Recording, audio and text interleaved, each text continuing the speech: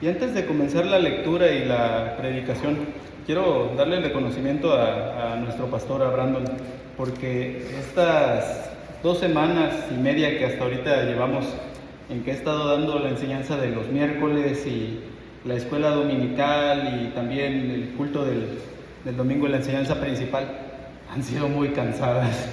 Estoy bien cansado, la verdad. Tal vez a algunos de ustedes nunca se lo han puesto a pensar, pero producir un mensaje de media hora o 40 minutos de estudio te llevas mínimo unas 3 o 4 horas por mensaje, porque también tienes que cuidar, nuestro mensaje no es para exaltarnos a nosotros mismos o para enseñar algo que nosotros queramos, sino nuestra enseñanza debe ser agradable al Señor y debe ser ortodoxa, debe conformarse a las sanas palabras de nuestro Señor Jesucristo. Y eso requiere estudio, lectura, mucha verificación, estar pensando en la semana. Estoy en el trabajo y durante los trayectos voy pensando, voy platicando conmigo mismo, voy orando, ¿verdad? Todas estas cosas. Entonces, pues un reconocimiento al hermano Brandon que genera cada semana 4 excelentes enseñanzas de la palabra de Dios. Gracias a Dios por ese don tan valioso que nos ha dado, y pues les exhorto a que lo aprovechemos, ¿no? Ahora que ya va a regresar de sus vacaciones, bueno, después de en un par de semanas, ¿no? Que regresa a su rol más completo, ¿no? Vamos a Salmo 119, al versículo 9, por favor, si son tan amables.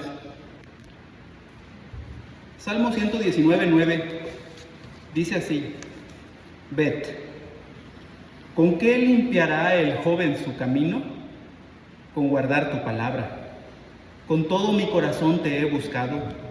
No me dejes desviarme de tus mandamientos. En mi corazón he guardado tus dichos, para no pecar contra ti. Bendito tú, oh Jehová, enséñame tus estatutos. Con mis labios he contado todos los juicios de tu boca. Me he gozado en el camino de tus testimonios más que de toda riqueza. En tus mandamientos meditaré, consideraré tus caminos. Me regocijaré en tus estatutos, no me olvidaré de tus palabras. Oremos. Padre bueno, gracias por tu palabra. Gracias que tu palabra es excelente y nos das tantas cosas a través de ellas. Bendice a tu iglesia, Señor. Bendice que la palabra de tu boca sea sembrada en buena tierra, que produzca al 30, al 60 y al 100 por uno.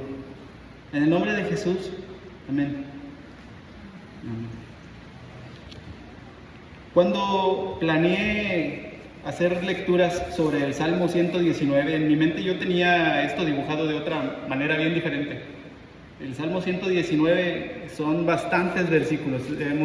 Platicamos la última vez que hablamos que son 176 versículos, ¿no? El Salmo 119, si te fijas, tiene estos encabezados que dicen, la semana pasada era Aleph, esta semana es Bet, la que sigue es Gimel, Dalet, He, Vav, Zayin y todas estas. Estas son las letras del alfabeto hebreo, y este salmo tiene una estructura que se llama acróstico. Es un acróstico, es un poema o es un texto poético o de cualquier otro tipo que empieza, la primera letra es, o sea, de cuenta, juntas todas las primeras letras de la sección y formas una frase o una palabra, ¿verdad? Se usa mucho en poemas. Yo cuando iba en la secundaria, alguna novia alguna vez le hice alguno, ¿verdad? Con su nombre, ¿verdad? Y todo esto. Pero aquí son las letras del alfabeto hebreo y pues son las diferentes secciones. Cuando yo me imaginé esto en mi mente hace un par de semanas y dije, voy a predicar el Salmo 119, pues son 22 secciones conforme a las 22 letras del alfabeto hebreo.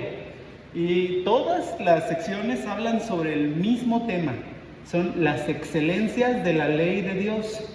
Entonces dije, hay temas que se repiten, hay cosas que puedo agarrar a lo mejor un tramo largo, y yo pensaba a lo mejor la primera semana voy a agarrar Aleph, Bet y Gimel, que es como ABC, y luego la semana que entra agarro las otras tres, y así, ¿no? Sí, y ya avanzo un buen cachito del Salmo.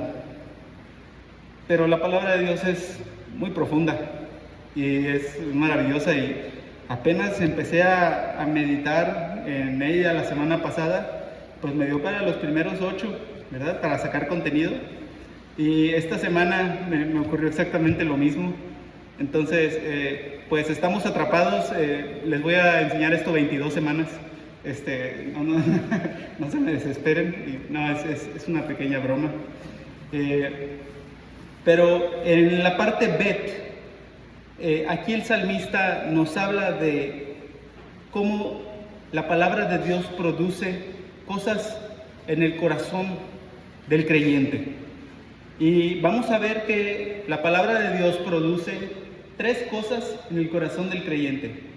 La primera cosa, que es en el versículo del 9 al 12, vamos a ver que la palabra produce un corazón limpio. Versículos del 9 al 12, la palabra produce un corazón limpio. En el versículo 13 nos vamos a encontrar que la palabra de Dios nos produce un testimonio audible. Versículo 13 es un testimonio audible. Y por último nos vamos a encontrar que la palabra de Dios produce en el corazón del creyente gozo. De los versículos 14 al 16 nos habla de el gozo de la palabra en el corazón del creyente. ¿Ven? Mira, nosotros tenemos la bendición que en la familia de mi esposa, pues aún tiene a su abuelita materna. Yo ya tengo 35 años, mi esposa tiene 30, y ya son cada vez más o menos, vamos a decir, las familias que vemos que tienen a todos sus abuelitos, ¿verdad? Y a nosotros nada más nos queda la abuelita de mi esposa del lado materno, ¿verdad? Entonces yo perdí a mis 2 abuelitos desde que era un niño, un joven, cuando perdí a mi abuelito. Del lado de la familia de mi papá nunca los conocí porque mi papá era adoptado, ¿verdad? Y tenemos la bendición de que la familia de mi esposa, la abuelita Aurea, es una mujer de fe.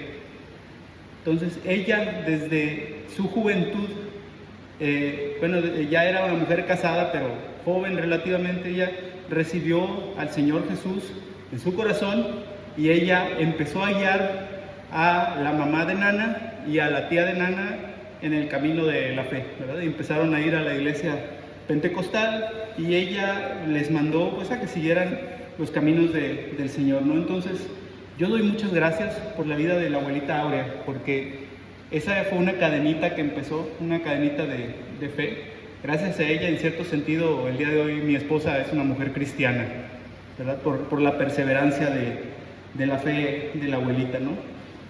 Pero la abuelita ya tiene 84 años, me parece que cumplió este año. Es una mujer de edad avanzada. Bendito sea el Señor, está fuerte, todavía está sana. Y ella de repente tiene ciertos desvíos a nivel doctrinal, tiene ciertas creencias bien especiales, ¿no? Es bien carismática. Ella es de decretar, ella es de recibir promesas, ¿verdad? Es de sembrar diezmos y etcétera, toda esta enseñanza del mundo carismático.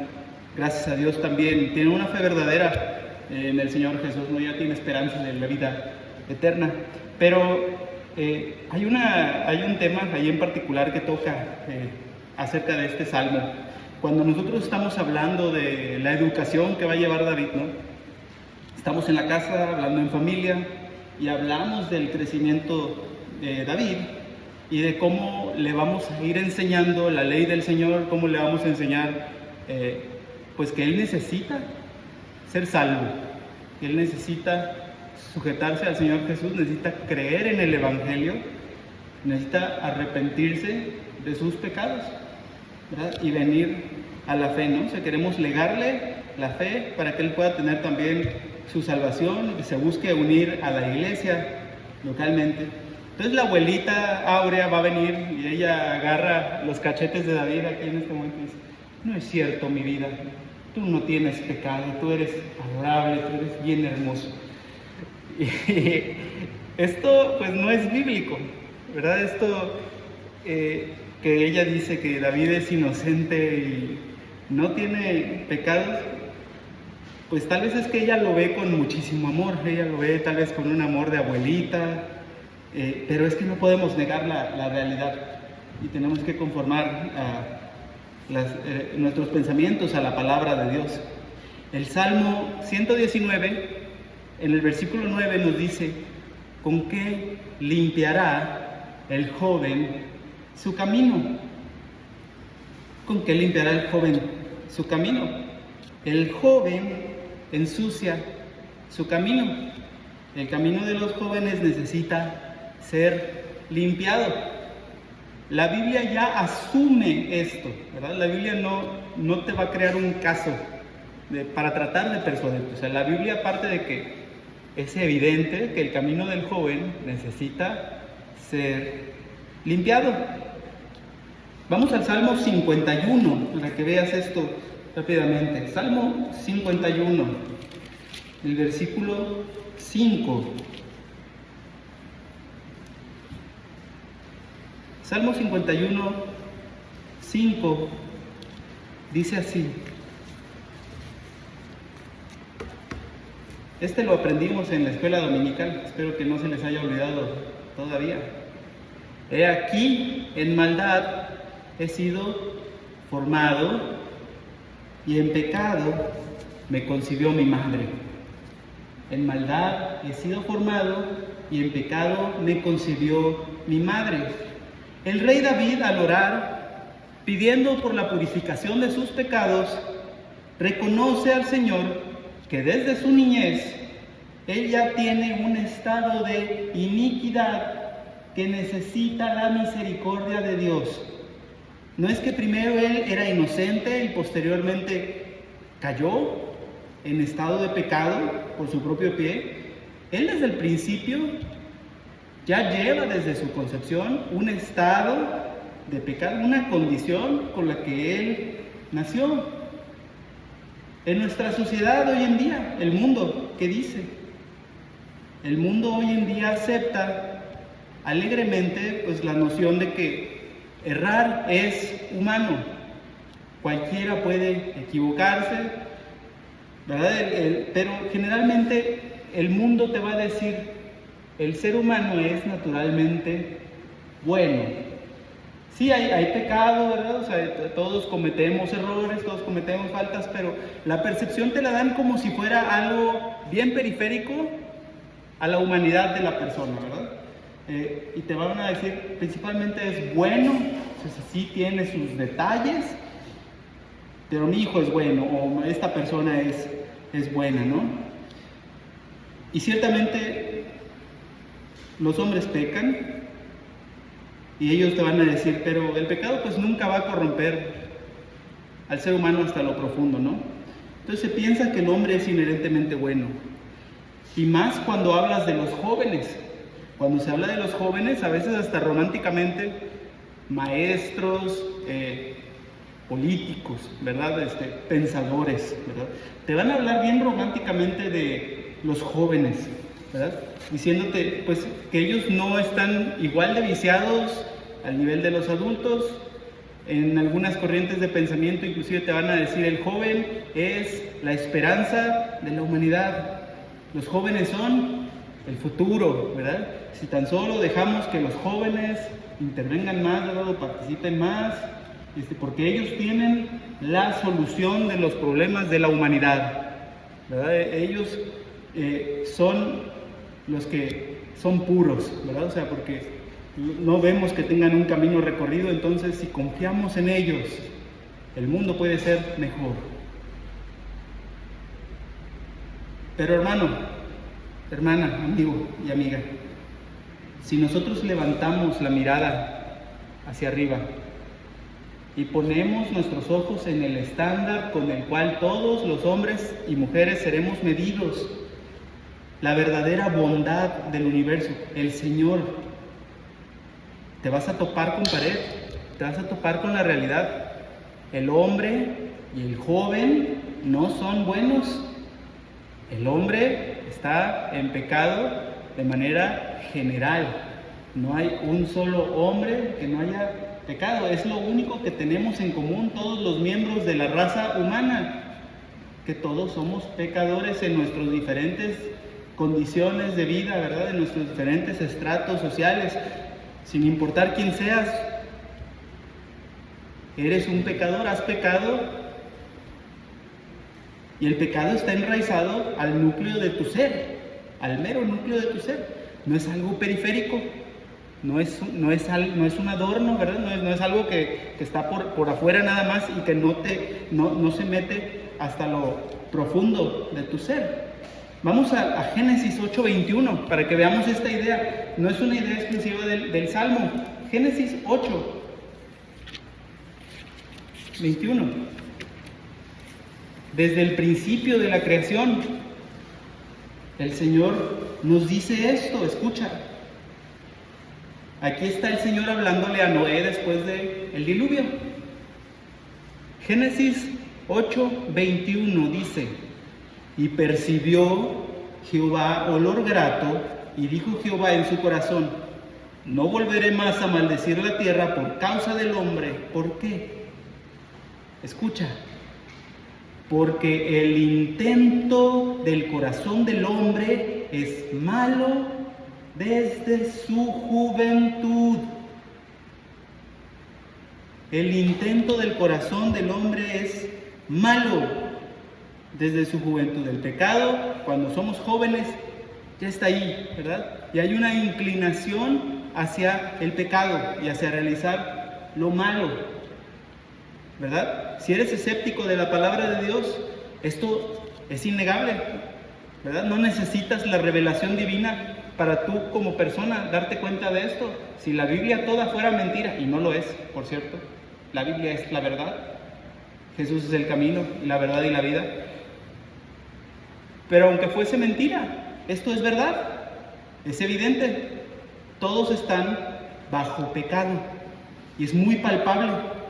Lo vemos en nuestras instituciones, en la familia, lo vemos en nuestros políticos, lo vemos en nuestros amigos, ¿verdad? Todos están inclinados a desviarse en algún momento y pueden ser tentados, y de hecho son tentados, somos tentados y caemos y nos equivocamos, ¿verdad? Proverbios 22:15, no necesitas ir ahí, te lo voy a leer.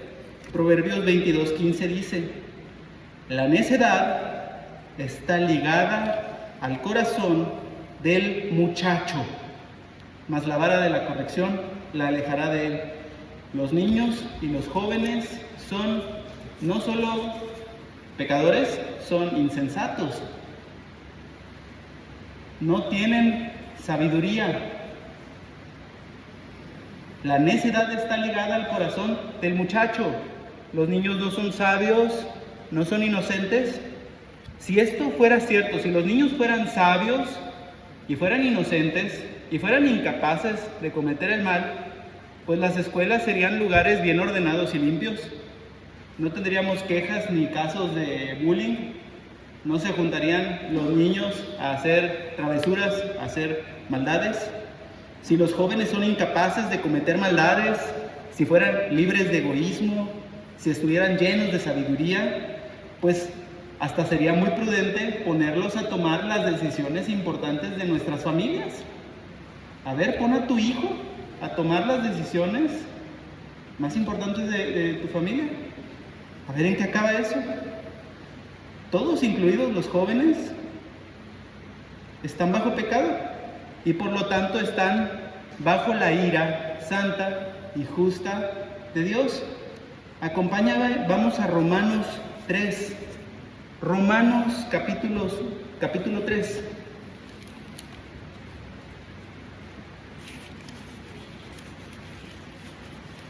Y es importante entender esto, es el mero centro del Evangelio. Romanos 3, versículo 9.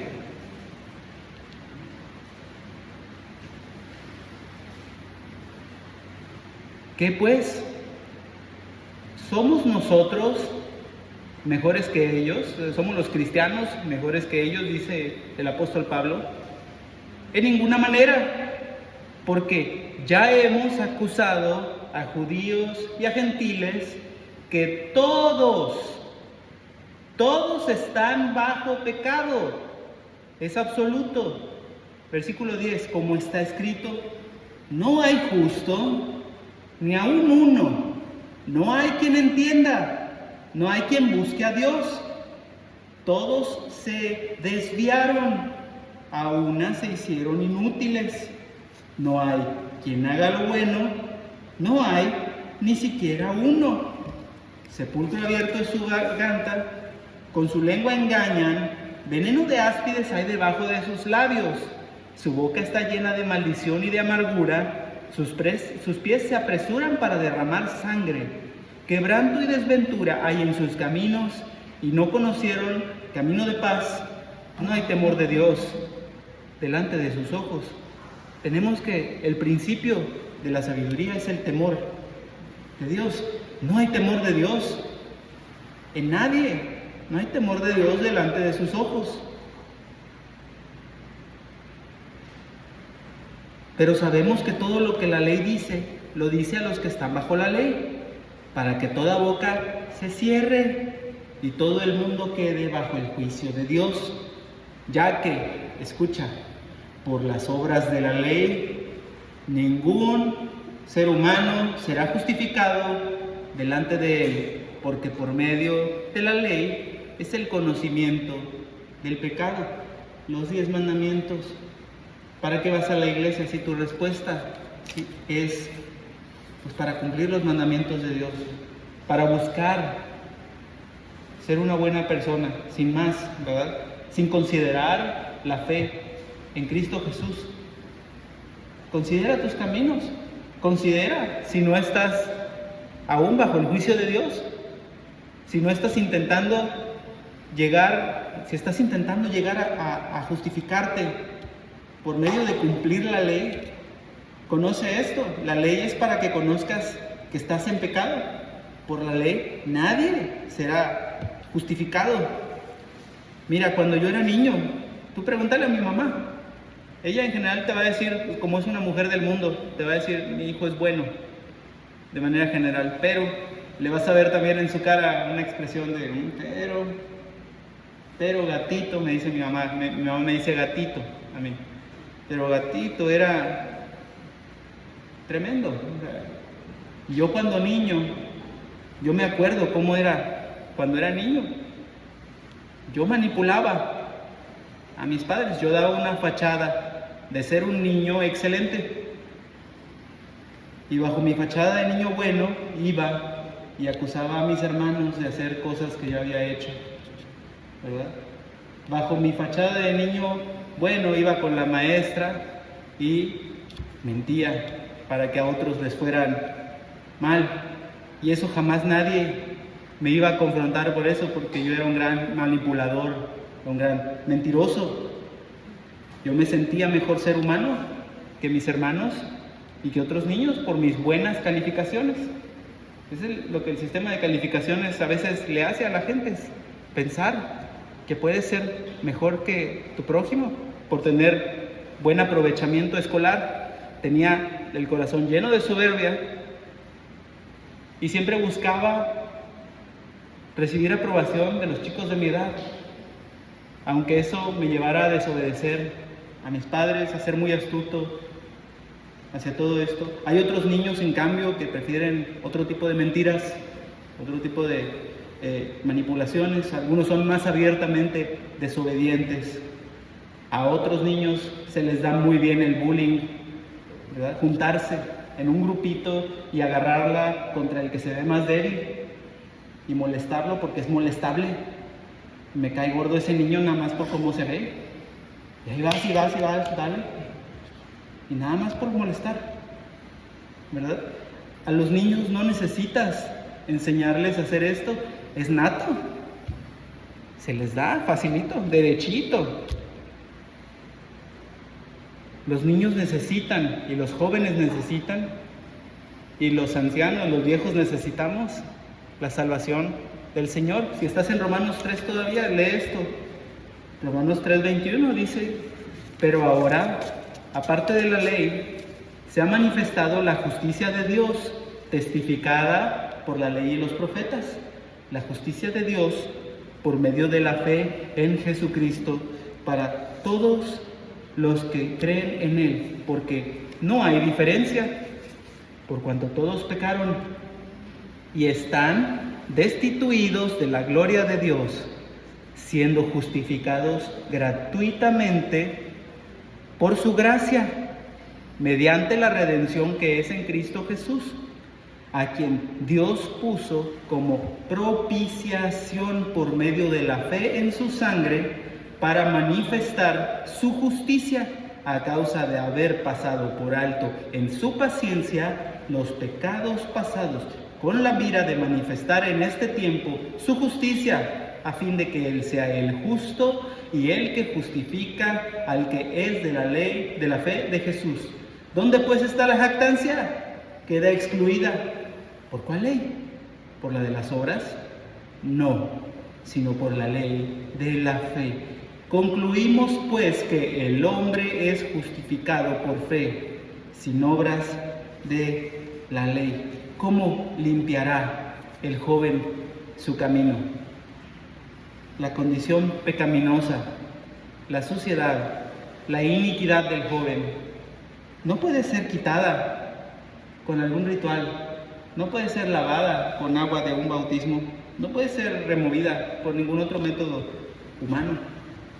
Jóvenes, adultos y ancianos, todos los hombres solamente pueden ser salvos cuando ponemos nuestra fe en el sacrificio propiciatorio del Señor Jesús en la cruz del Calvario para borrar nuestros pecados pasados. La palabra propiciación, ve el versículo 25 de Romanos 3 en el que estábamos leyendo.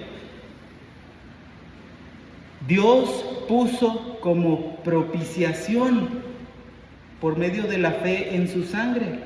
La propiciación es un sacrificio que apaga la ira justa y santa de Dios. El Señor Jesús se ofrece a sí mismo en la cruz, da su sangre, da su vida, y con la justicia que Él ganó, su vida por la nuestra, el sacrificio de Cristo apaga la ira de Dios. Y de esta manera la justicia de Dios puede ser aplicada en nosotros para salvación. El hombre solo es justificado por la fe, sin obras. Es la base de nuestra fe. En este precepto se cae o se alza la fe cristiana, en que nosotros no podemos darle nada a Dios que Él no nos dé. Primero, cuando el Salmo 119 dice, vamos a regresar al Salmo, el Salmo 119 te dice, ¿con qué limpiará el joven su camino? ¿Cuál es la respuesta en el mismo versículo? ¿Con qué limpiará el joven su camino? Con guardar tu palabra. Pero guardar tu palabra, ojo, si lees esto aislado, a lo mejor te vas con la finta, pero no quiere decir esfuérzate y échale ganas y por tus buenas obras se te pueden borrar todas las malas que has hecho. Esto no es lo que quiere decir la palabra. Y el mismo Salmo lo dice más adelante, ¿no? Con todo mi corazón te he buscado, no me dejes desviarme de tus mandamientos. El salmista depende completamente del Señor para que no pueda ser desviado. El versículo 12 dice, bendito tú, oh Jehová, enséñame tus estatutos. El Señor es quien nos enseña su palabra. El Señor es quien sostiene nuestros pasos. Cuando dice la palabra, ¿con qué limpiará el joven su camino? Con guardar tu palabra. No son obras de justicia. Es un corazón arrepentido. Es un corazón que entiende que no puede guardar la palabra. Por eso se ensució en primer lugar el camino, porque es imposible ser salvo o ser limpio o ser presentable a Dios por las obras de la ley. Pero es un camino de arrepentimiento, es un camino de fe. ¿Qué dice el pasaje sobre el corazón del joven? Con todo mi corazón te he buscado. Pero si hablamos que el corazón del joven también ha sido ensuciado igual que sus caminos, pues necesita que el Señor sea quien lo limpie. ¿Qué dice el Salmo 51 que estábamos leyendo hace rato? Purifícame con hisopo y seré limpio. El corazón del joven necesita ser limpiado por el Señor mismo. Vamos a Ezequiel 36, por favor, donde se enseña esto muy claramente. El libro del profeta Ezequiel, capítulo 36.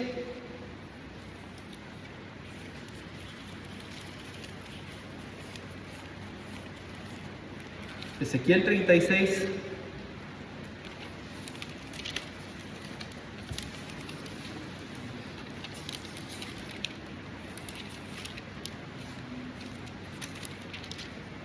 Versículo 25. Ezequiel 36, 25.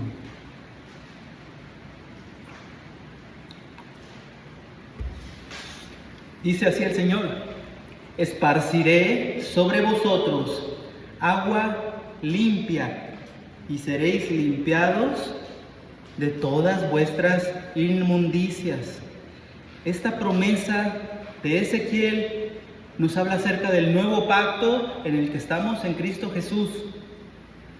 En este tiempo el Señor mismo ha enseñado a nuestros corazones, de manera que no hay necesidad de que otro nos enseñe.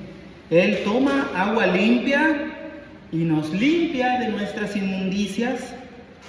Dice más adelante: de todos vuestros ídolos os limpiaré. El Señor quita los ídolos que ocupan su lugar en nuestro corazón. Más adelante: os daré un corazón nuevo, pondré un espíritu nuevo dentro de ustedes y quitaré de vuestra carne el corazón de piedra y les voy a dar un corazón de carne.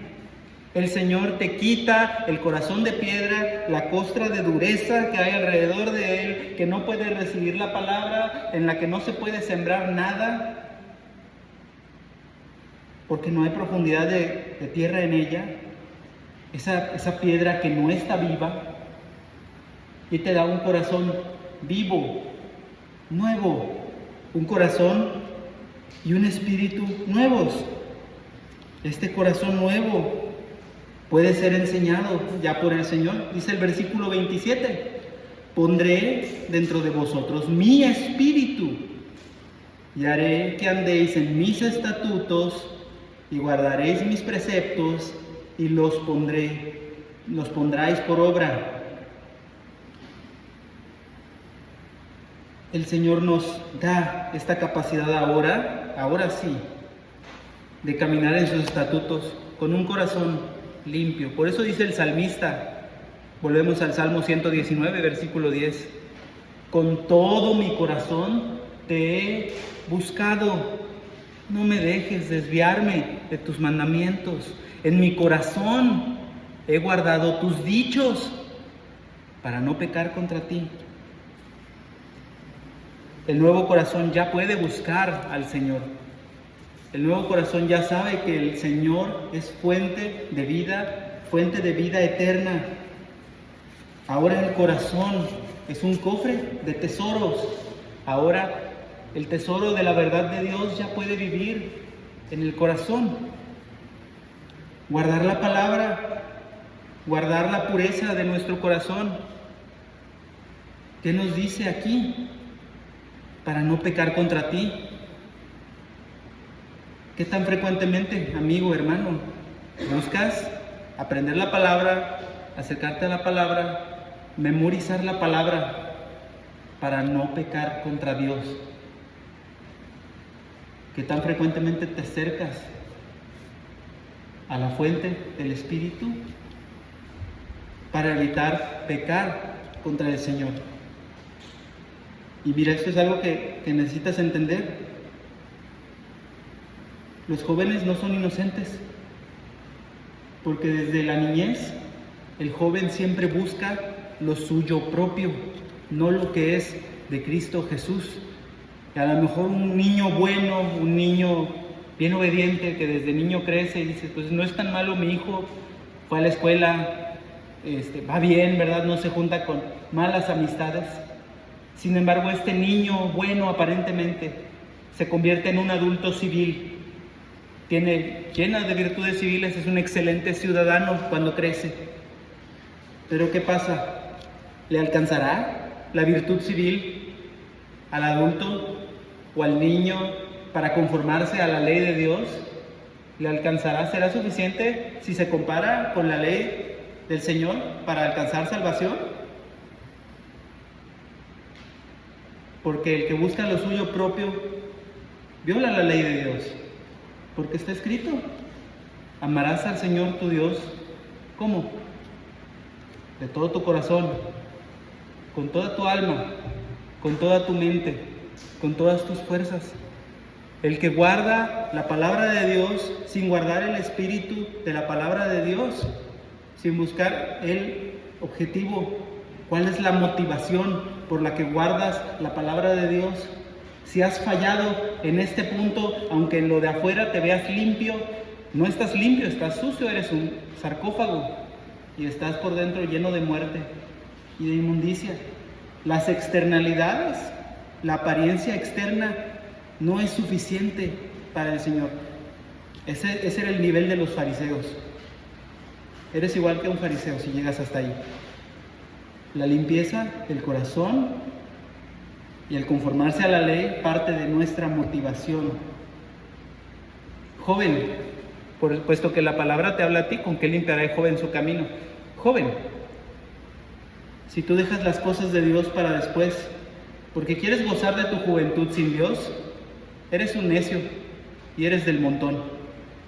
Joven, dedícate a las cosas de Dios desde tu juventud.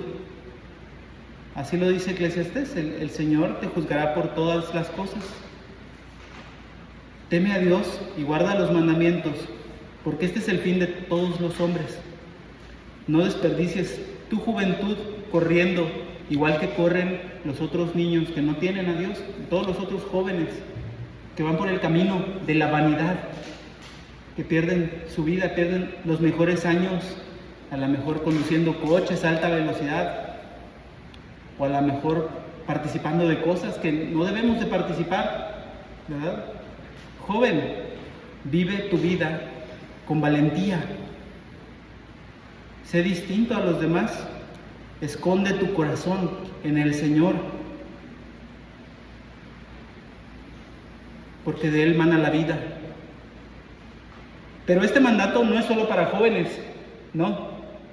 Los que somos más viejos sabemos también que como adultos, pues a nosotros también se nos manda tener un corazón de niño. Se nos manda a ser como niños, dice el Señor, que los que reciben el reino de los cielos lo deben recibir como un niño. Pero no seamos niños en nuestra madurez, no seamos niños en nuestra manera de pensar. Debemos ser como niños en la malicia, en el estar apartados del mal. Pero aún en la edad adulta, tú sabes, no debes dejar de limpiar tu camino, no debes de apartarte de los caminos del Señor. Ese es el primer punto. La palabra del Señor nos ayuda a limpiar nuestro camino.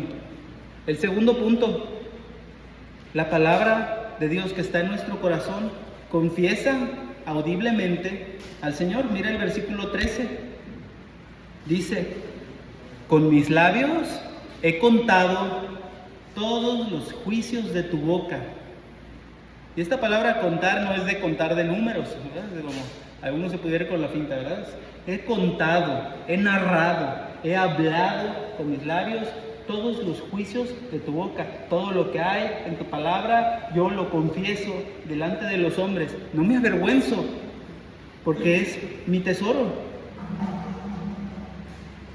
Vamos a Romanos 10, versículos 8 al 11. Ya casi terminamos, pero acompáñame por favor. Romanos 10, del 8 al 11.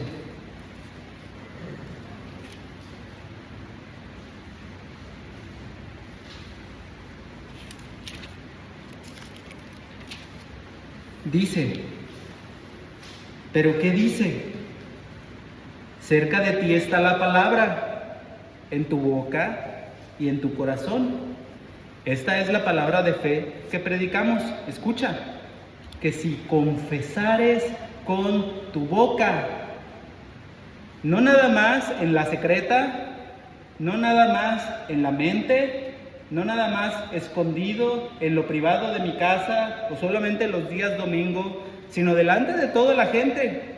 Si confiesas con tu boca que Jesús es el Señor y creyeres en tu corazón que Dios le levantó de los muertos, serás salvo, porque con el corazón se cree para justicia, pero con la boca se confiesa para salvación.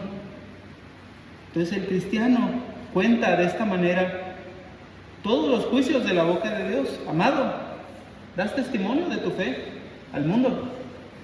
¿O te avergüenzas de las palabras del Señor? ¿Las escondes cuando no es conveniente? ¿Le enseñas a tus hijos? ¿Te da vergüenza delante de tu familia? El cristiano cuenta todos los juicios de la boca de Dios. Como tercer punto y último, la palabra del Señor produce gozo al creyente. Escucha lo que dice, versículo 14. Me he gozado en el camino de tus mandamientos, de tus testimonios, dice, más que de toda riqueza. Observa el verbo en el que está puesto. Se llama pluscuamperfecto en español. Es una cosa que ha ocurrido en el pasado, pero no está definida, no está terminada. Continúa. Dice, me he gozado. Es algo que empezó en el pasado y continúa hasta el presente todavía. En el pasado me gocé, hasta el día de hoy todavía me he gozado de tus mandamientos. Y fíjate lo que dice el versículo 16. Me regocijaré. Todavía no pasa, pero me regocijaré. Y ese es un futuro continuo. No es un futuro que va a ocurrir un solo momento, es un futuro que va a ocurrir también continuamente. Me regocijaré en tus estatutos. No me olvidaré de tus palabras. El gozo es una constante, pasado, presente, futuro del cristiano. El acercarte a la palabra es motivo de gozo, es motivo de felicidad. Amado, cuando te acercas a la palabra, se produce gozo, se produce bienaventuranza, te da deleite acercarte a la palabra del Señor, o ya te acercaste a la palabra como una carga, ya te acercas a fuerzas a la palabra de Dios. Si a la palabra te acercas a fuerzas porque tengo que leer la Biblia, porque el pastor me manda que la lea todos los días y que haga mis devocionales, y vienes y lo agarras como por obras y lo convertiste en una carga difícil de llevar, eres como los fariseos, eres como los hipócritas. Solamente lo haces para llevarlo en lo externo, pero no lo haces en el corazón. Si lees la palabra y no hay un producto de gozo, no hay gozo, no ves la esperanza a la que Dios te ha llamado, pues estás leyendo mal. No la estás leyendo en el Espíritu, estás leyendo como por obras. ¿Cómo lees la palabra? ¿Cómo te ha ido? Quiero que veas Primera de Juan 1, del 1 al 4. Primera de Juan 1, del 1 al 4. Casi al final de la Biblia, Primera de Juan.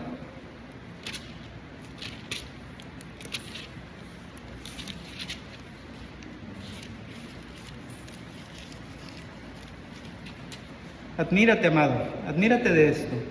Lo que era desde el principio, lo que hemos oído, lo que hemos visto con nuestros ojos, lo que hemos contemplado y palparon nuestras manos tocante al verbo de vida, porque la vida fue manifestada y la hemos visto y testificamos y os anunciamos la vida eterna, la cual estaba con el Padre y se nos manifestó.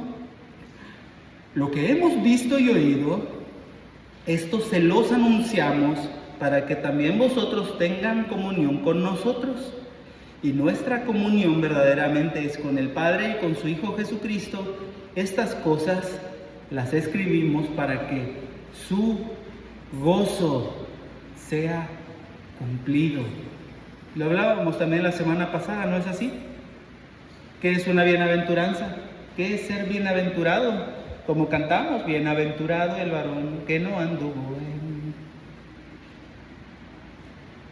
La bienaventuranza es una felicidad suprema, es una felicidad del que ha sido redimido por Dios, del que tiene toda la bendición de Dios y que en la ley del Señor está su delicia y en ella medita de día y de noche. ¿Es la palabra tu tesoro? ¿Vale más para ti la palabra que toda la riqueza de la tierra? ¿O eres como el joven rico que, entristecido por tener que abandonar todas sus riquezas, se apartó para siempre del Señor Jesús, aunque éste le amó? ¿Cómo está tu condición esta tarde? Vamos a orar. Señor, gracias por tu palabra, que produce estos frutos de pureza, de un testimonio y de gozo en nuestro corazón. Si la palabra mora en abundancia en nosotros, sabemos que tenemos todas las cosas y sabemos que participamos de ti, Señor. En el nombre de Jesús, ayúdanos a perseverar en tu gozo, en tu palabra, en el nombre de Jesús. Amén.